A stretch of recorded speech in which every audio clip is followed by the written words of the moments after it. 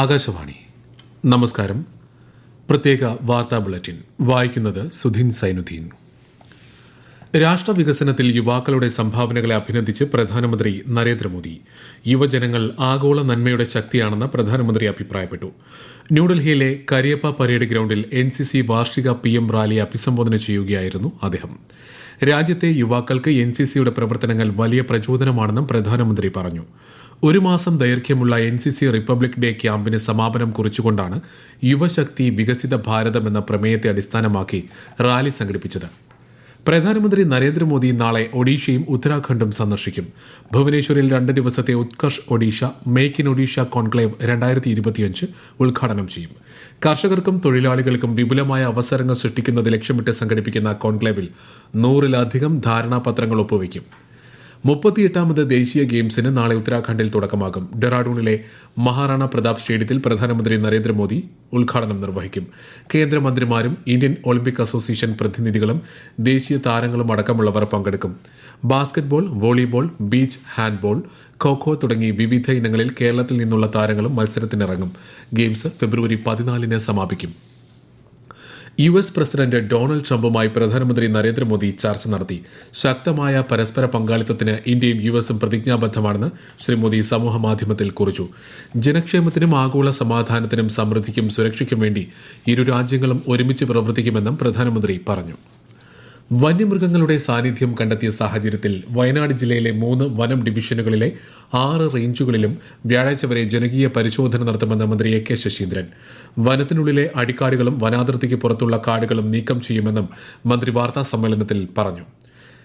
പഞ്ചാരക്കുലിയിൽ ചത്ത നിലയിൽ കണ്ടെത്തിയ കടുവയുടെ വിവരങ്ങൾ വനം വകുപ്പിന്റെ ഡാറ്റാബേസിൽ ഇല്ലാത്ത സാഹചര്യത്തിൽ അയൽ സംസ്ഥാനങ്ങളോട് വിവരം ആവശ്യപ്പെട്ടതായി ചീഫ് വൈൽഡ് ലൈഫ് വാർഡൻ അറിയിച്ചു. പ്രിയങ്ക ഗാന്ധി MP നാളെ വയനാട്ടിലെത്തും. കടുവയുടെ ആക്രമണത്തിൽ കൊല്ലപ്പെട്ട മാനന്തവാടി പഞ്ചാരക്കുള്ളിയിലെ രാധയുടെ വീട് സന്ദർശിക്കും. ബത്തേരി മണിച്ചുറയിലെ NM വിജയന്റെ കുടുംബാംഗങ്ങളെയും ശ്രീമതി പ്രിയങ്ക സന്ദർശിക്കും. വ്യാജ സൗന്ദര്യവർദ്ധക വസ്തുക്കൾ വിപണിയിലെത്തുന്നത് പരിശോധിക്കാൻ ഓപ്പറേഷൻ സൗന്ദര്യ 3ാം ഘട്ടം ഉടൻ ആരംഭിക്കുമെന്ന് ആരോഗ്യമന്ത്രി വീണ ജോർജ്.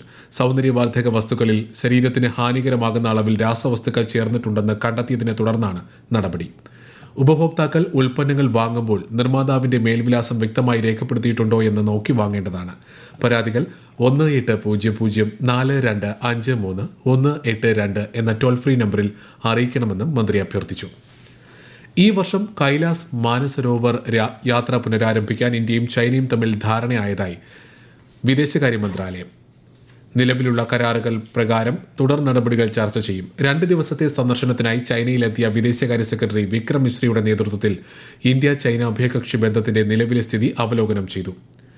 കേരള വന ഗവേഷണ കേന്ദ്രത്തിന് കീഴിലുള്ള നിലമ്പൂർ തേക്ക് മ്യൂസിയം ഹരിത ടൂറിസം കേന്ദ്രമായി പ്രഖ്യാപിച്ച് മന്ത്രി V അബ്ദുറഹ്മാൻ. മാലിന്യമുക്തം നവകേരളം ജനകീയ ക്യാമ്പയിൻ വഴി സംസ്ഥാനത്തെ മുഴുവൻ ടൂറിസം കേന്ദ്രങ്ങളെയും ഹരിത കേന്ദ്രങ്ങളാക്കുന്നതിന്റെ ഭാഗമായാണ് പ്രഖ്യാപനം. ശലഭോദ്യാനം, ഔഷധ ഉദ്യാനം, പച്ചത്തുരുത്ത്, കൃത്യമായ മാലിന്യ സംസ്കരണ സംവിധാനങ്ങൾ എന്നിവ മ്യൂസിയത്തിൽ ഒരുക്കിയിട്ടുണ്ട്. വരയാടുകളുടെ പ്രജനന കാലം കണക്കിലെടുത്ത് ഫെബ്രുവരി 1 മുതൽ മാർച്ച് 31 വരെ 2 മാസക്കാലം ഇരവികുളം ദേശീയോദ്യാനം അടച്ചിടാൻ ചീഫ് വൈൽഡ് ലൈഫ് വാർഡന്റെ നിർദ്ദേശം. മനുഷ്യ സാന്നിധ്യം വരയാടുകളുടെ ജീവിതക്രമത്തെ ബാധിക്കുന്നതിനാലാണ് ദേശീയോദ്യാനം അടച്ചിടുന്നത്.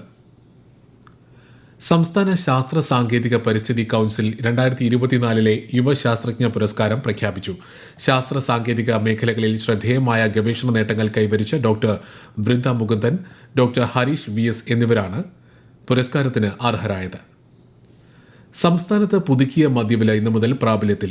പുതുക്കിയ വില വിവര പട്ടിക ബെവ്കോ പുറത്തിറക്കി. വിവിധ ബ്രാൻഡുകൾക്ക് 10 രൂപ മുതൽ 50 രൂപ വരെ വർദ്ധിക്കും. 62 കമ്പനികൾ പുറത്തിറക്കുന്ന 341 ബ്രാൻഡുകളുടെ വിലയാണ് വർദ്ധിപ്പിച്ചത്. മലപ്പുറം ജില്ലാ ആശുപത്രിയിൽ നിർമ്മാണം പൂർത്തീകരിച്ച സമഗ്ര വയോജന പരിചരണ യൂണിറ്റ് മന്ത്രി V അബ്ദുറഹ്മാൻ ഉദ്ഘാടനം ചെയ്തു.